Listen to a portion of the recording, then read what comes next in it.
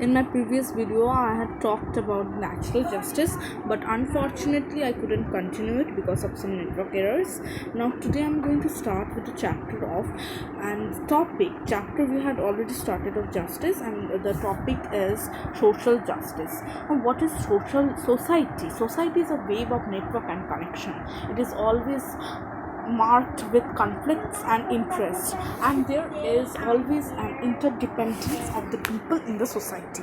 Now, how we can perceive it as a societal discriminations is there. That's why the social justice system exists, and uh, it mainly means that all the people in the society are considered equals and no discrimination is made based on the religion, caste, creed, color, gender, or status.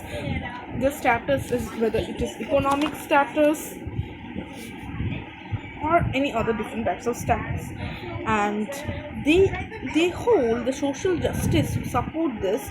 They believe that in the social sphere there should be a process of either the procedure should be just or the rewards should be just. Now, in the common sense, we can say that every person is not equal in their intellectual capacity or the physical capacity. There is always a discrimination. This is natural inequality that we cannot remove, but here it aims to remove the discriminations which are man-made and which are harming our society. Social justice is mainly based on the concept of social rights. It aims to provide equal opportunities to the individual to develop his inherent inequalities so that he could become a prosperous individual. It aims to provide equal opportunities to everyone because everyone is considered equal.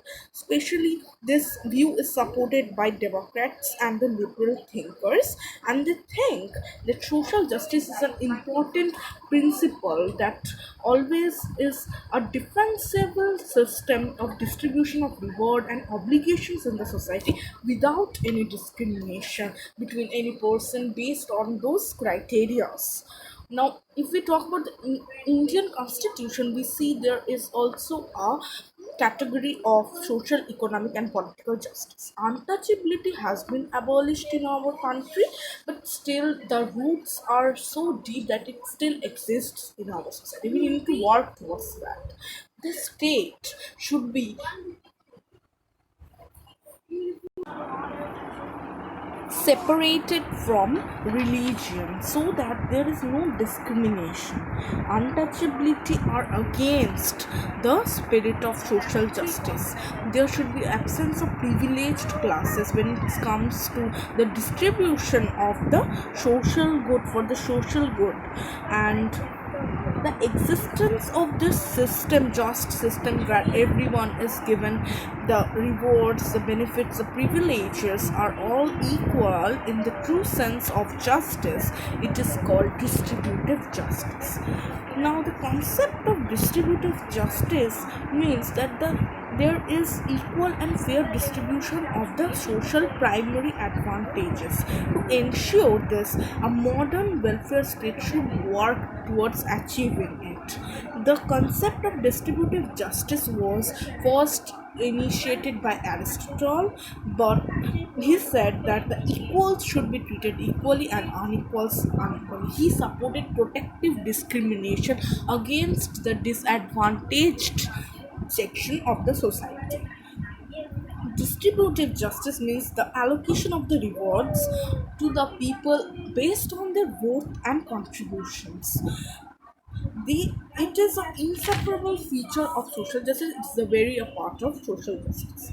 Now we come to the economic justice. Economic justice means that the economic rights and opportunities are available to everyone so that they could satisfy their basic needs, the essential commodities they can purchase. They had the purchasing power to at least maintain a minimum level of minimum standard of living.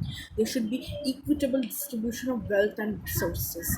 The gap between the rich and the poor, the inequalities that are present, especially we are talking about economic inequalities, that should be removed, and it is there should be and the people who support this, that there should be equality between the distribution of resources between the rich and the poor, they say that there should be a socialist policy to support this. But then liberals consider that if there is open competition, people will get more opportunities.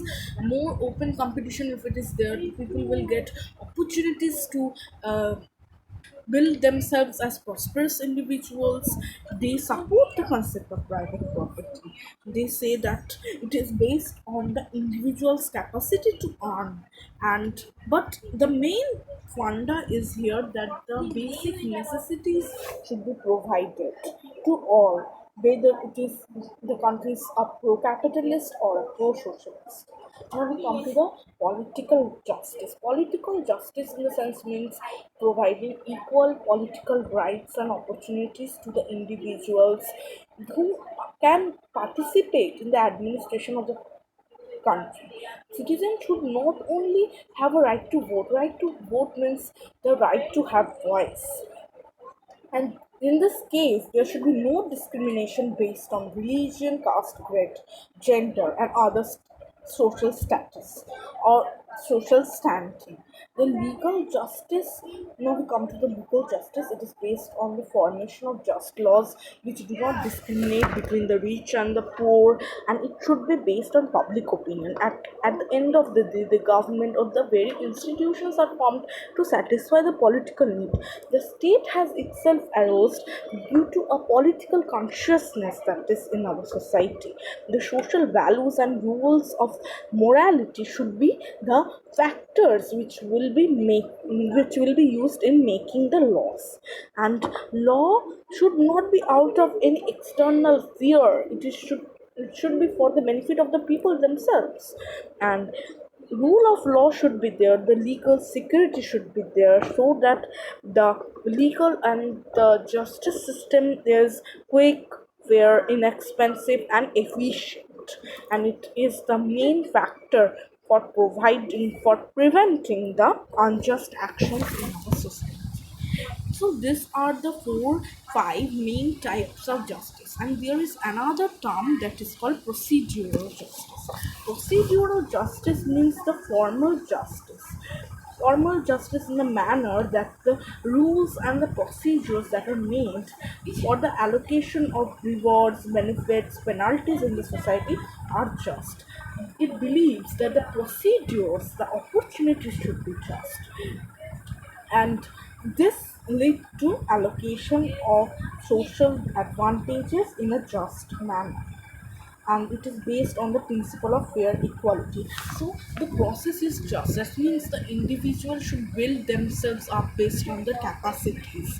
So they always believe in the free market economy or open competition, where people use up their potential because of the pressure of competition and energies to maintain their standard of living, to achieve higher growth, to gain a more economic standing. And it should not be discrimination in based on the color, creed, religion, language, or any culture. There should be free competition, and the rules of the conduct of this competition in the sense means there is always a free competition, or there is always a scope for every individuals to shine in their own fields. So they uphold fair equality, human dignity, human growth, and human liberty. People have the liberty to excel in their own choice, their own chosen fields. The state is not controlling so much, and the market economy believes in the laissez-faire economy, which means there is minimum control of the government in the economic lives of the people. And Friedman Hayek are propagators of this type of justice. They say that free competition provides security and welfare, and this just procedure can ensure justice in our society. That is one point of view. The second point of view is the substantive justice.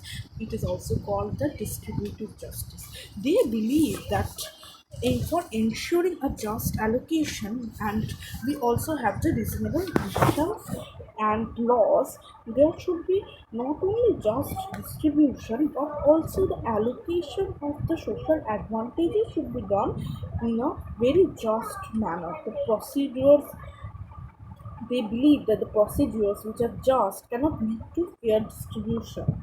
They uphold socialism. They say that social lives cannot be made free from inequalities and other discriminations until there is a transformation of this social economic relations into a very fair and equitable manner. So they believe that that for achieving justice there should be a securing of discrimination for the benefit of the social economically disadvantaged people. So they believe that there should be the implementation of just laws and the decisions based on the just economic construction on development of the society. They say that the weaker sections of the society, they cannot compete with the stronger sections. They are discriminated if there is open market competition, and it is so true.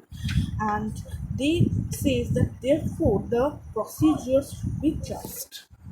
Now we come to the contemporary theories of justice. First, we have John Rawls' concepts of justice and Amartya Sen's view of justice. Now, John Rawls believe in the social justice. He gives central importance to social justice, and he relates it with the principles of liberty and equality. He says that to build a stable society, we need the cooperation or venture of all sections of the society. The society, as I said, is conflict and is made of conflict and interests. So there should be a principle that should ensure the fair distribution of these benefits and burdens among the members of the society. He is a great believer in social justice. He believes that there should be a equitable distribution of the social goods, opportunities, and the basic necessities of life among all the sections of the society. His first principle is the principle of equality. He believes that there should be equal and fair opportunities for everyone in the society. He also accepts some inequalities. Inequalities are mainly for the disadvantaged sections of the society, and he believes that the economic and social inequalities can only be reduced when it is based on the principle of equality. He also links equality for if we have equal opportunities, we definitely will have equality among all sections of the society. So he also has a heart for the disadvantaged section, so he propagates the theory of protective discrimination or the inequalities that are attempt at improving the conditions of the socially disadvantaged groups. Now we come to the Amartya Sen's view of justice. Amartya Sen has a very critical note of the idea of justice in his work, The Idea of Justice. He defines justice as fairness. He gives his own explanation that he says that the theory of justice,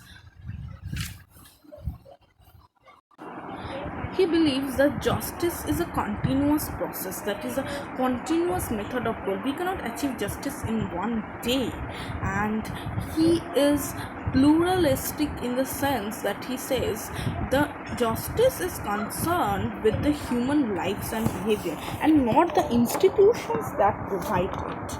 So he believes that ideal institutions that provide justice do not really exist. He believes that there should be fairness in all dimensions of human living. There should be a right way of living. There should be freedom of opportunity. The social justice should be present in all dimensions of the social relations among the community or among the different sections in the society. He has also a fairness in respect of the concern of others. He believes in the conception of distributive justice. And he believes that everyone should get the opportunity for pursuing justice, which in turn provide freedom and equality of the people. The main aim of justice is to sorry pursue a life of good and happiness, and there should be impartiality and freedom, because justice in turn frees the individuals from the barriers of discrimination. Now we come to the fifth topic: how justice can be ensured. The justice can be ensured in the following four ways. First, we have to secure that and maintain that there is no privileged classes or sections in our society who are getting the privileges that are not due to them. They are unjust in a manner, so we need to remove those classes. We need to economically, we need to equalate all the classes.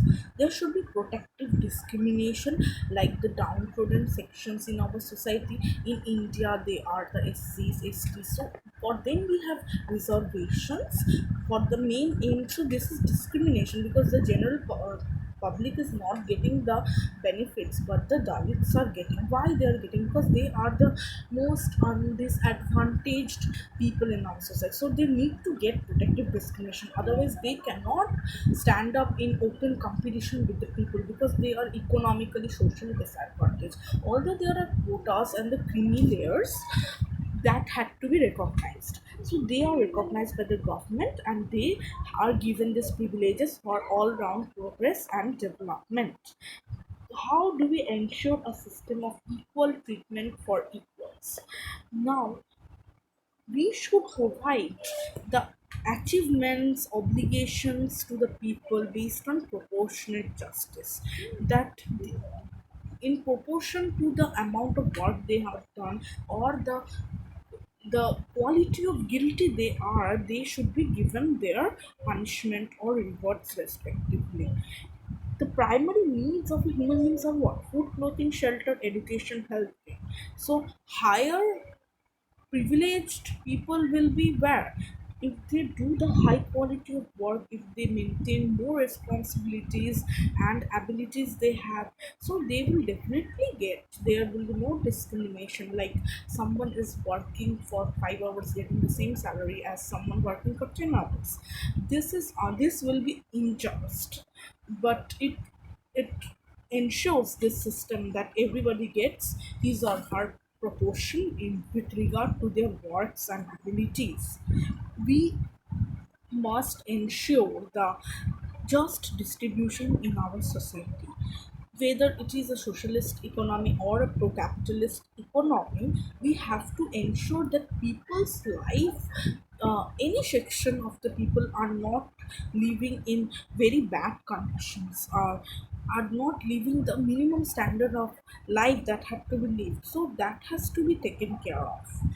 And we also have to pursue justice as the key objective to end all discriminations in our society.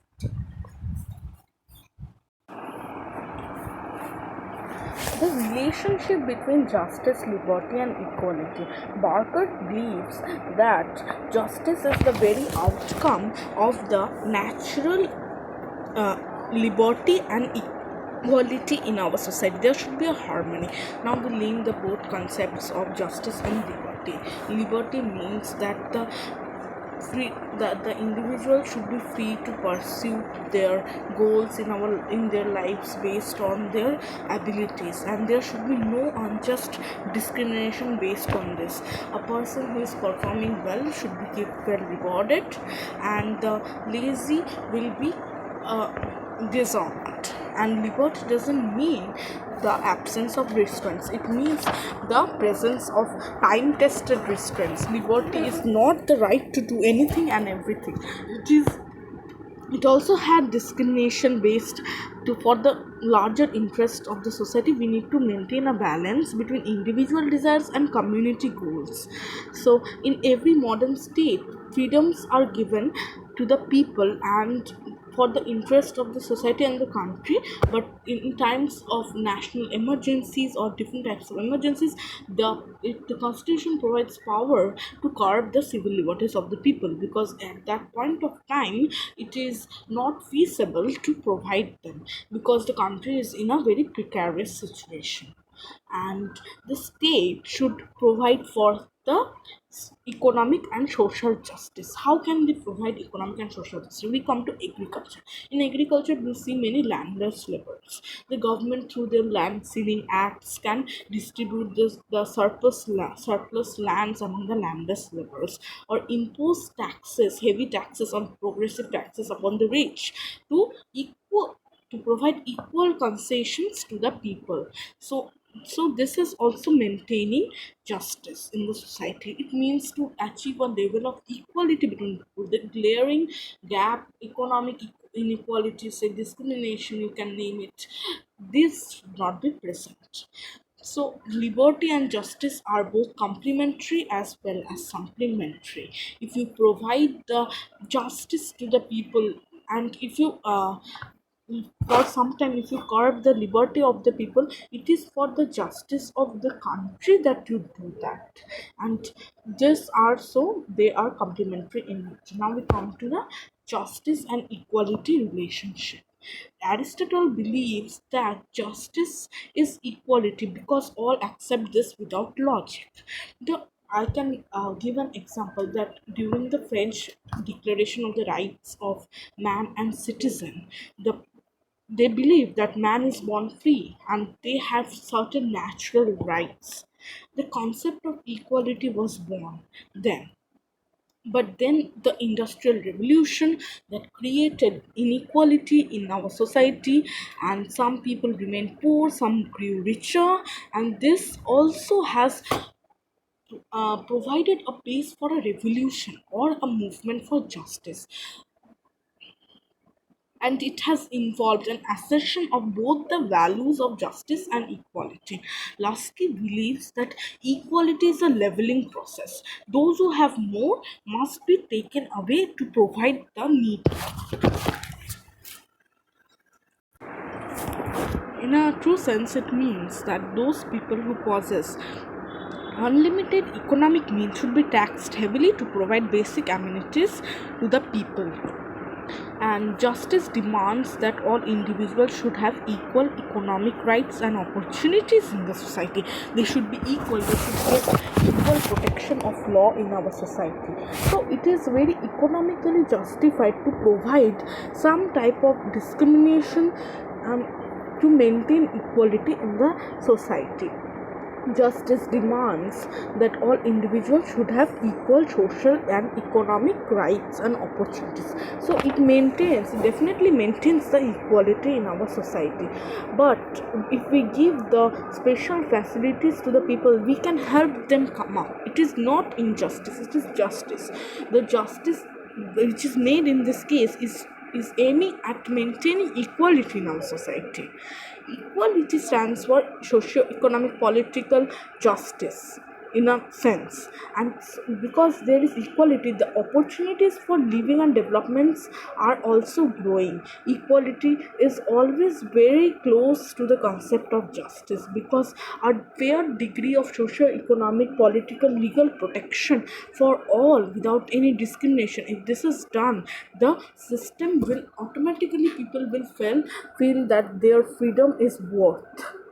And we say that the preamble of the Constitution of India has defined that the securing of justice, equality, liberty, and fraternity is the goals to be secured for all. So I think you have got a clear explanation of the chapter. Thank you for watching.